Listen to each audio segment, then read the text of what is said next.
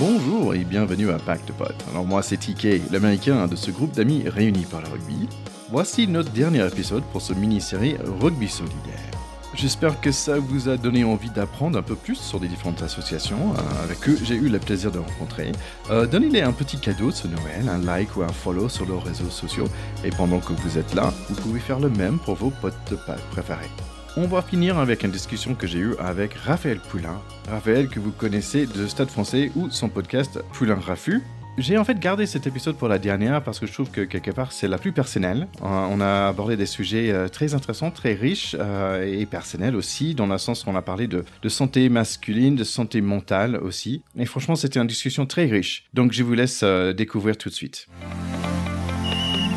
Pack de potes, terrain 10. Alors, si vous nous écoutez aujourd'hui, vous êtes déjà un fan de rugby et deux fans de podcast. Donc, je suis sûr que vous connaissez déjà le nom de mon invité. C'est le créateur de super podcast rugby, Poulain Raffut. Il a écrit un livre qui s'appelle Quand j'étais Superman. C'est par rapport à son adaptation à la vie après rugby. Ancien soldat rose du Stade Français, c'est Raphaël Poulain. Salut, comment tu vas ? Salut, ravi d'être là. Ouais, franchement, ça fait plaisir de te recevoir sur mon podcast à nous. Bienvenue à Pack de Potes. Écoute, quand j'ai cherché des personnes à interviewer par rapport à ce sujet de ce mois, il y avait deux potes de notre pack, donc Stéphane Beaumont de Movember et le rugby super agent Miguel Fernandez, qui m'ont tous les deux très vite suggéré ton nom. Écoute, ces deux... Un est un ami de longue date, 24 ans, Miguel Fernandez, qui est le secrétaire de l'association dont on va parler, et puis Stéphane Beaumont, on se renifle depuis des années, et je pense que les planètes sont en train de s'aligner par rapport à ce que fait Movember et par rapport à ce que je suis en train de mettre en place, notamment avec Miguel, avec Jérôme Fillol notamment, avec Jean-Laurent Liénart. Voilà, on va en parler, mais ouais, ce sont deux personnes qui me sont chères aujourd'hui, ouais. Donc pour toi, on voulait parler un peu de santé mentale, santé masculine aussi, mais est-ce que tu peux nous parler rapidement de ton projet ? Bon, le projet, il est assez large. Si on est dans le microcosme du rugby, ma volonté, c'est de faire de la prévention des risques psychosociaux avant, pendant et après carrière, surtout sur l'après-carrière, et de parler de santé mentale masculine, parce que comme tu le sais, comme l'a bien expliqué Stéphane dans ton podcast il n'y a pas très longtemps, un suicide tous les minutes est un homme, 75% des suicides sont les hommes. Il y a un mal-être dans notre société, et au-delà du rugby, sur et la masculinité et beaucoup de choses de représentation en fait qu'on peut vivre de manière caricaturale dans le rugby, c'est-à-dire le rapport au corps, le rapport à nos émotions, le rapport au fameux mental de guerrier qu'on a, et puis la spiritualité, c'est-à-dire qui croit en nous et en quoi on croit en fait quand on est rugbyman, et surtout sur l'après. Donc j'ai eu une carrière j'ai été professionnel pendant 7 ans. En 7 ans, j'ai eu 6 opérations. J'ai eu la chance de gagner 3 boucliers aussi, sans jouer les finales.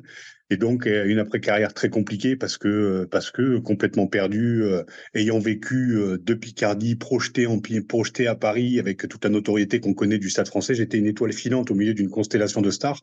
Et quand tout s'arrête, ben justement, qu'est-ce qu'on fait de nous-mêmes, quoi? Qui sommes-nous au milieu de tout ce bordel? Surtout nous les hommes, on devient un peu des caricatures. Moi, j'étais un homme, soi-disant, parce que j'avais mon cul sur les calendriers et que j'avais gagné 10 000 balles par mois.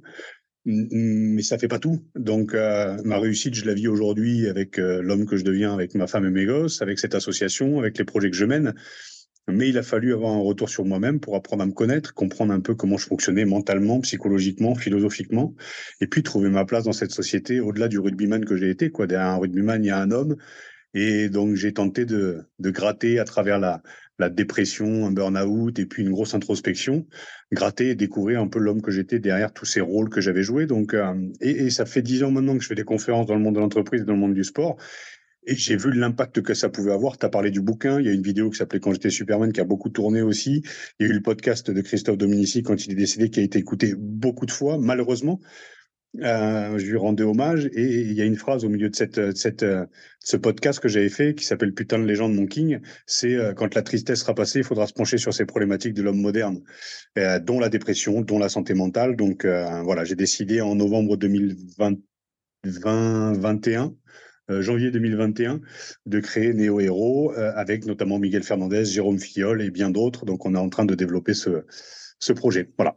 Bon, j'entends surtout le pourquoi c'est important pour toi, parce que tu as un grand vécu là-dedans. Mais après, qu'est-ce que tu cherches à changer, en fait? Qu'est-ce que tu peux bouger pour aider des autres? Qu'est-ce qui a besoin quelle porte on a besoin d'ouvrir, en fait, pour aider le plus? Bah, il y a deux choses, hein. Il y a la prévention et l'accompagnement. La prévention, c'est de casser le tabou de la dépression chez l'homme moderne. La dépression rappelle à la psychologie, rappelle à l'aveu de faiblesse, de dire, bah, en fait, nous, Français, on n'est pas faibles. Quand on se penche sur ces problématiques, euh, on n'est pas faible, mais ça va au-delà du rugby, hein, ça va au-delà du sport. Donc, moi, ma volonté, c'est de faire de la prévention. Et puis derrière, qu'il y ait un accompagnement d'expliquer en fait que seul on n'est rien, qu'on a besoin d'être accompagné, que c'est pas à nos familles de prendre, que c'est pas à nos amis de prendre, que c'est pas au boulot de prendre, c'est à nous de nous regarder un peu en face sur qui nous sommes. Et la philosophie, la mythologie et la psychologie en fait nous apprennent à nous connaître véritablement. Mais pour ça, ça demande, je pense, du courage. Donc c'est, je dirais, ma volonté aujourd'hui, c'est de faire de la prévention pour casser ce tabou, casser le tabou de la dépression dans le sport, et même la dépression masculine, et même la dépression aussi en général, parce que beaucoup de femmes aujourd'hui sont aussi en dépression, font des burn-out. Donc c'est à travers mon parcours, qui n'est qu'un parcours parmi 7 milliards, ben, de montrer que de manière caricaturale, j'ai un peu vécu ce que les religions appellent l'enfer, c'est-à-dire la dépression. L'enfer, c'est pas les autres, c'est l'image qu'on s'en fait, c'est la notoriété fulgurante, donc une réussite humaine par l'argent, la gloire et cette fameuse notoriété que j'ai vécue. Et puis je suis tombé au fond du sac et puis j'en suis revenu. Donc par mon témoignage, ma volonté, c'est que les gens s'identifient à quelqu'un d'humain et non pas pensent comme moi, mais arrivent à penser par eux-mêmes. C'est-à-dire s'enlever justement, voilà, beaucoup de croyances limitantes qui nous empêchent d'être nous-mêmes. Donc, ma volonté n'est que de faire de la prévention et surtout derrière, avec des gens compétents, d'apporter cet accompagnement, je dirais presque vital pour accepter la petite mort de l'adolescent et la rentrée en mode adulte pour nous les hommes et puis pour vous, mesdames aussi, parce que je sais qu'il y a 20% des femmes qui écoutent aussi ton podcast. Donc, ma volonté, c'est vraiment de faire de la prévention et de pousser vers un accompagnement individuel pour le bien du collectif. Voilà. Cette idée de prévention, elle est super intéressante. Moi, comme toi, j'ai un peu de gris dans la barbe, quoi. Donc, j'ai vécu des hauts et des bas comme tout le monde. Et en fait, assez récemment, il y a 2 ans, où finalement, j'ai pu dire au secours, quoi. Où j'ai finalement dit, il faut que je voie quelqu'un. Il faut que. Donc, on parle prévention, mais là, on parle plutôt compilement. Mais, j'en ai parlé avec Stéphane que c'est pas la fin du monde d'aller voir un psy. Et peut-être, quand j'avais réfléchi à ça, en fait. C'est comme un arbitre pour moi, en fait. Par rapport à la petite voix dans ma tête qui dit des méchancetés à moi-même, en fait, le psy était un bon arbitre pour moi de dire, OK, il y a certaines choses que je peux poser, je peux regarder un peu différemment. Donc, mais il y a quelque chose dans le rugby que j'adore, et j'explique pourquoi. Moi, en tant qu'Américain, j'ai joué beaucoup au foot américain. Le foot américain, c'est très aller tuer l'autre, quoi. Je dis ça gentiment, mais vraiment, c'est très aller faire mal à l'autre. Et en fait, je trouve qu'en rugby, il y a déjà quelque chose qui est super intéressant, c'est que on a le droit de plaquer, mais on doit respecter la santé le joueur en face, et qu'on n'a pas cette idée oui, peut-être comment dire, j'ai dit ça, un peu naïvement, mais on n'est pas là pour blesser l'autre dans un sens. Et il y a quelque chose qui me vient à l'esprit, que mon fiston qui a fait un tout petit peu de rugby, et je me souviens qu'il y avait un gamin qui s'est blessé, qu'il avait 12-13 ans. Et le coach, il est venu, donc chapeau d'ailleurs à des coachs de Pontarlier. Le coach, il est venu, il est juste assis à côté de lui, il a pris dans ses bras, il a laissé pleurer un petit peu. Et après, quand c'était fini, le gamin se levait, il est reparti. Et j'ai trouvé ça superbe pour, on va dire, comme exemple du rugby, et comment le rugby peut avoir, si on le fait bien, peut avoir vraiment un super état d'esprit. Pour toi, dans cette idée de prévention, qu'est-ce que le rugby peut faire, en fait? Ouvrir les portes justement à des témoignages, mais comme l'a fait Sébastien Boyer aussi avec Colosse au pied d'argile, sur voilà, témoigner des problématiques, je dirais, de la part sombre de l'histoire. Parce que des dépressions, elles existent, parce qu'il y a eu quand même, je sais pas, 5 ou 6 suicides dans le rugby depuis 2014. Je vais te citer Xavier Camp, Christophe Viol, Christophe Dominici, ce jeune à Orléans aussi qui a sauté. Il y en a beaucoup d'exemples en fait, à la fois de dépression, de burn-out, de sortie de piste.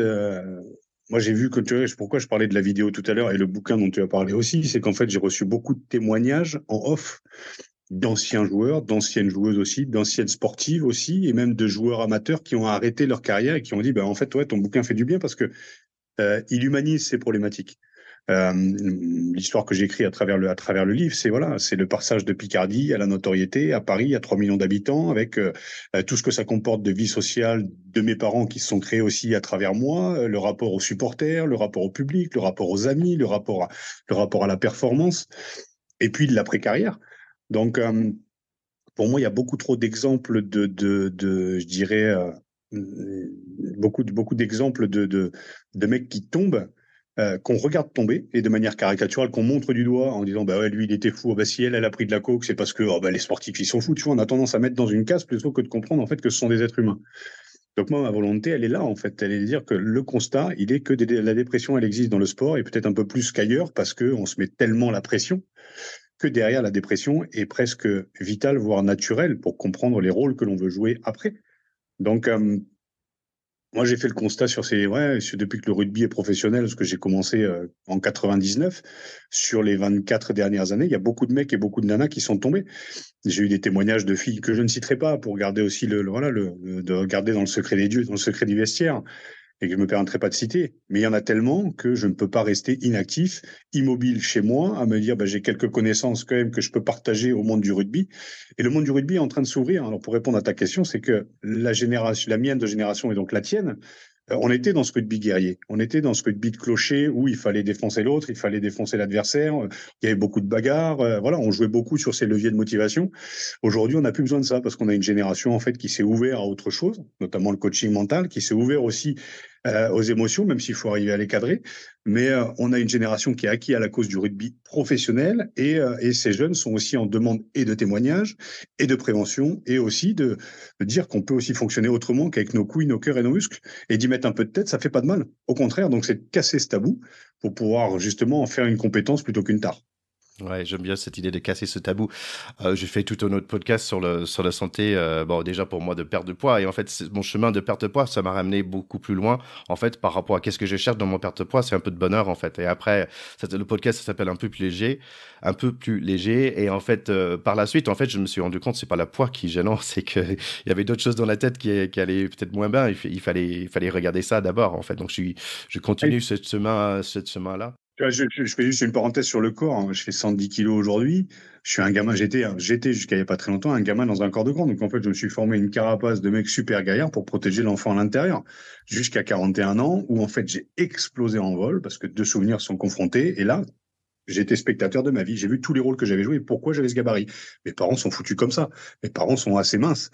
Je fais 110 kilos, 1m86. Donc, il a fallu comprendre le corps derrière. Et en fait, quand tu comprends que le corps somatise les maux de l'âme, il faut aller voir ce qui se passe dans la tête pour pouvoir améliorer le corps et vice versa. Donc, tu vois, une espèce de dialogue entre le corps et l'esprit. Mais comme on a toujours tendance à séparer le corps de l'esprit, ben, résultat, soit on est hyper gaillard, mais on n'a pas grand-chose dans la tête, soit on est hyper intelligent, mais le corps ne suit pas.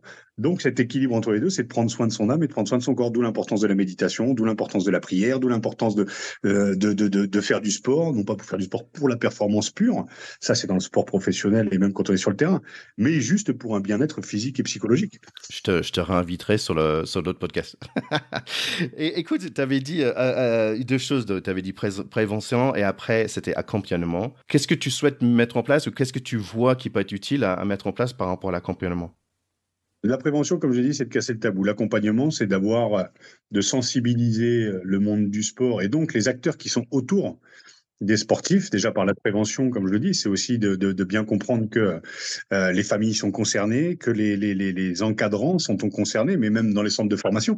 Donc c'est à la fois quand je raconte mon histoire, c'est une vraie volonté de ne pas parler qu'aux sportifs et aux sportifs, mais aussi aux encadrements, parce qu'ils ont des êtres humains entre les mains et qu'aujourd'hui, la société nous pousse à être toujours plus, encore plus. Mais le problème derrière, c'est que les acteurs, aujourd'hui, c'est un peu de la chair à canon, il faut le dire. Tu vois, on ne sollicite pas les joueurs aussi pour savoir si on va créer une 4e compétition internationale qui va se rajouter au top 14, qui va se rajouter à la Coupe d'Europe. Ils sont jamais trop sollicités. Donc, en fait, c'est toutes les arcanes autour du sportif qui prennent des décisions pour le sportif. Or, le sportif est acteur principal de notre sport. Donc, la prévention et l'accompagnement, c'est de proposer justement des coachs mentaux. Il y en a de plus en plus dans les clubs, mais aussi des psychologues, parce que la dépression, elle est naturelle, en fait. La dépression, dans tout milieu, elle est naturelle. Donc, d'avoir des psychologues aussi qui permettent aux sportives et aux sportifs d'avoir des soupapes, d'avoir, je dirais, tu vois, une espèce de sas de décompression hors famille, hors amis, hors boulot, qui permet d'aller vider son sac. Et au-delà du rugby, au-delà du sport, pour tout le monde, c'est pareil. C'est pas à ta femme ou à ton mec ou à tes gosses de prendre. C'est à toi d'aller te regarder en face. Donc cette culture, nous, on ne l'a pas, mais l'idée, c'est de pouvoir non pas arriver en mode sauveur en disant il faut faire ça parce que vous irez mieux comme ça. Non, parce que là, tu vois, il y a des spécialistes de tout et surtout de pas grand-chose sur Internet ou comment faire un régime en 3 semaines, comment arriver à méditer en un mois, comment changer. En fait, ça prend du temps. Donc, c'est d'ouvrir cette porte et que le monde du rugby, le monde du sport et même en société, qu'on s'ouvre justement à ces problématiques, de constater et ensuite derrière d'apporter des solutions. Et les solutions, elles existent. Il y a des psychologues aujourd'hui à travers la France qui sont très compétents et qui peuvent nous accompagner pour un mieux-être à la fois dans le sport et au-delà. Donc, le monde du rugby, il est en train de s'ouvrir à ça. Je pense que la Ligue, la Fédération et Proval sont en train de mettre en place un projet hyper intéressant. Et je leur ai proposé d'ailleurs mes services avec Néo Héros, notamment sur la prévention. Et derrière, voilà, il y a une volonté d'accompagner celles et ceux qui nous font rêver, tout simplement. Il y a tellement dans ce que tu as dit. En fait, une chose qui revient plusieurs fois, c'est que pour être un homme fort, il faut être capable de se mettre en difficulté. Et se mettre en difficulté, parfois, c'est ouvrir la bouche et dire ce qui ne va pas. Et d'aller voir quelqu'un et être honnête avec soi-même. Et ça, c'est le plus difficile. Thierry, le héros du genre humain, aujourd'hui, on l'a magnifié à travers le sport, à travers le rugby notamment. On a fait les calendriers des dieux du stade. Donc le masculin, il est représenté à travers un idéal physique et de guerrier, mais comme la femme est représentée à travers un idéal physique et de bonne mère et de bonne femme où il ne faut pas vieillir, on est dans ces clichés-là aujourd'hui.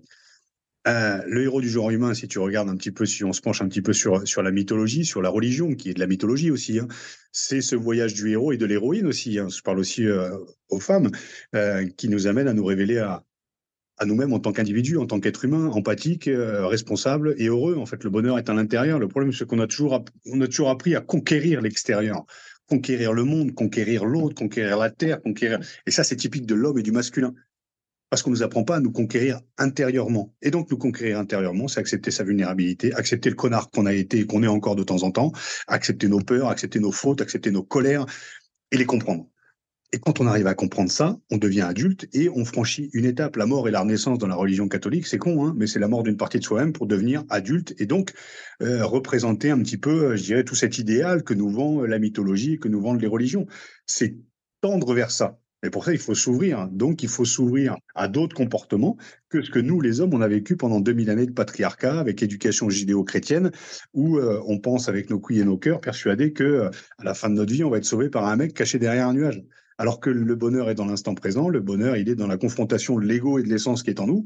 Mais pour ça, il faut se regarder en face. Et donc, le héros du genre humain aujourd'hui, c'est celui qui se regarde en face, qui revient humain, c'est Zarathustra qui descend de sa montagne et qui arrive non pas pour évangéliser, parce que sinon il se prendra encore pour Jésus, mais juste dire, je pense qu'on peut faire autrement et on a besoin tous les uns des autres. Et tu n'entendras jamais un homme politique, tu n'entendras jamais dans le milieu médiatique qui existe aujourd'hui ce genre de discours parce qu'il est positif. Et le positif, tu le sais bien Thierry, ça ne vend pas.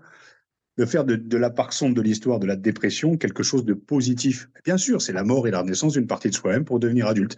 Donc c'est tout ça en fait que j'aime véhiculer à travers et mon histoire, qui est aussi la tienne dans le fond, qui est aussi celle de ceux qui nous écoutent aujourd'hui. Moi, la mienne dans la forme, c'est mon histoire, mais dans le fond, c'est celle de tout le monde.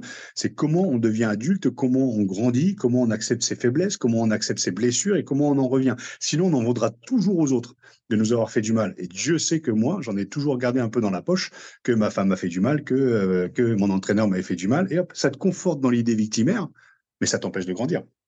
Et quand tu grandis, tu te regardes en face et là, tu dis, ouais, je vais arrêter de juger l'autre parce que j'ai vu la complexité de me connaître moi-même, qui je suis pour juger l'autre. Qui je suis pour juger l'autre aujourd'hui. Donc parfois, tu as l'ego qui revient, tu vois, et encore cette nuit, moi j'étais encore un peu en colère, et voilà, pour un truc à la con, et putain, je me lève le matin et je me force à avoir la banane, d'embrasser ma femme, et puis d'amener mes gosses à l'école et d'avoir la banane aujourd'hui. Et je mets pas un masque, mais j'accepte cette nuit d'avoir vécu ce moment de colère. Donc, c'est l'acceptation pour amener à la résilience. Je vais loin, mais voilà, je pense que le héros du genre humain, c'est celui qui arrive à faire une fois le tour de lui-même. Ouais, superbe.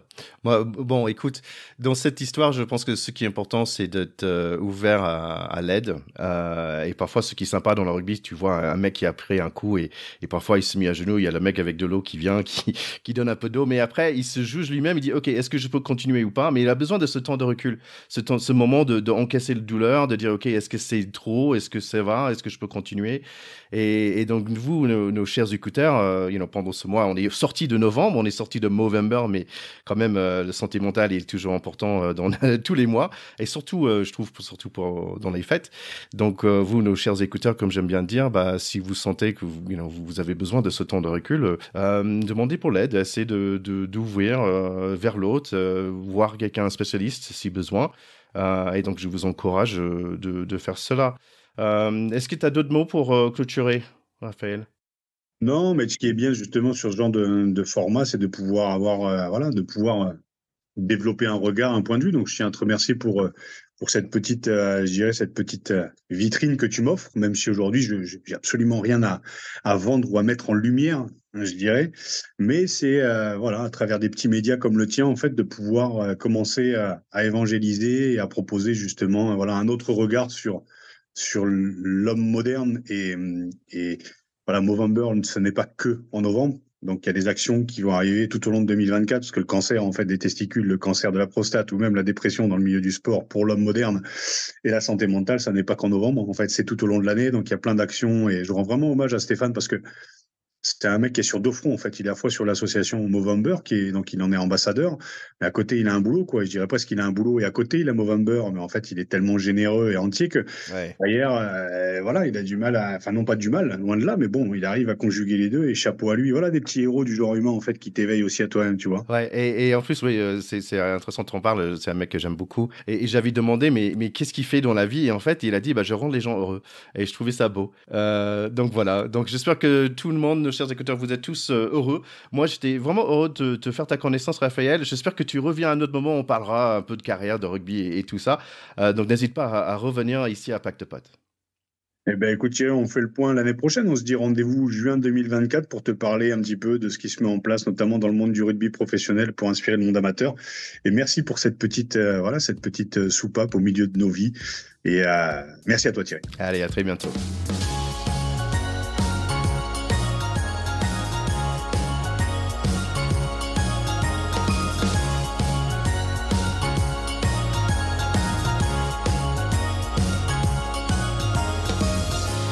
Franchement, vraiment sympa ce moment avec Raphaël, une vraie discussion sur des choses sérieuses. J'espère que vraiment de pouvoir le réinviter un autre jour pour aussi peut-être parler un peu de rugby la prochaine fois. Donc j'espère que vous allez très bien pendant ce Noël. J'espère que aussi vous avez bien aimé ce mini-série sur le rugby solidaire. Dites-nous si vous voulez qu'on le refasse pour l'année prochaine. Merci bien sûr à tous nos invités. C'était un vrai plaisir de prendre ce moment ensemble. Un petit coucou à mes deux potes de Pâques, mes deux magnifiques deuxième lignes de malades. Grand bisous à Théodore de Saint-Rémy et Charlie Bayer. Les garçons, je vous remercie beaucoup pour tout ce que vous avez fait, tout le travail que vous avez fait pendant ce Coupe du Monde cette année. Allez, c'est tout pour cette année 2023. Je vous souhaite tous un very Merry Christmas et un Happy New Year. Et je souhaite aussi qu'on gagne les 6 nations et the European Champions Cup en 2024. Allez, joyeuses fêtes à tout le monde et à l'année prochaine. Bisous, ciao ciao.